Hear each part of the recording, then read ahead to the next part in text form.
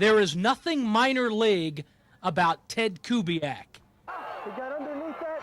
Yeah, he did. He got right by it.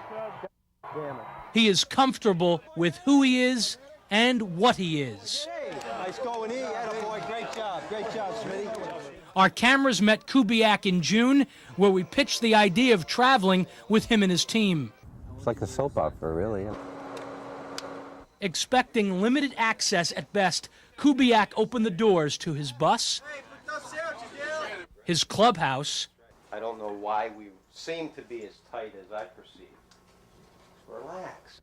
And on the field, he let us wire him for sound. Yeah, but the first one was a quick pitch. I mean, you got to give the guy a chance to set up in the box. I didn't think it was. I didn't feel that it was. Well, I hope you watch a little better. That's because Ted Kubiak has traveled this road before.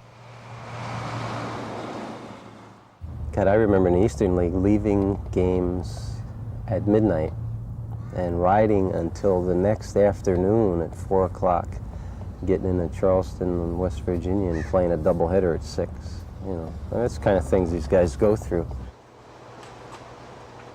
25 years later, he still sleeps to the hum of the bus. But I didn't give up. I think in the back of my mind from the time I was a little kid, you know, playing Little League ball and dreaming about playing for the Yankees, you know, or whatever.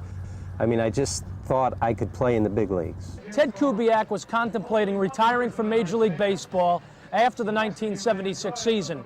He finalized his decision when the team that he was with, the San Diego Padres, offered him a contract, but with a 20% reduction in pay. He then became a businessman. He's now back to being a baseball man.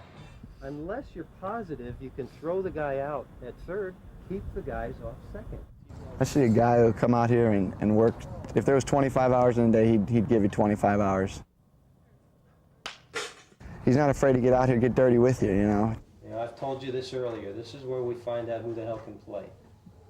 This is where you're going to make your careers. You know, if I'm going to tell them, look, you're not doing it right now, and if you don't change, you're not going to make it. That's the best thing I could do for them. You know, there's no sense fooling them.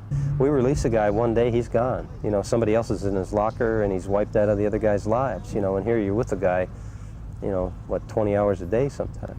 That's got to be tough on you. It's hard. Yeah, it's real hard. You know, I mean, there's some of these guys you get attached to. Come on, come on! You know, I think about what it would be like to manage in the big leagues. You know, I think about what it would be like to run an organization. I really love the game of baseball, you know, and I would like to stay in it in some capacity, and I think I'm capable of going various ways, so I do the best I can where I am, and if doors open up, they open up, you know, and I'll just go through them and see what the heck happens here. No problem. No problem.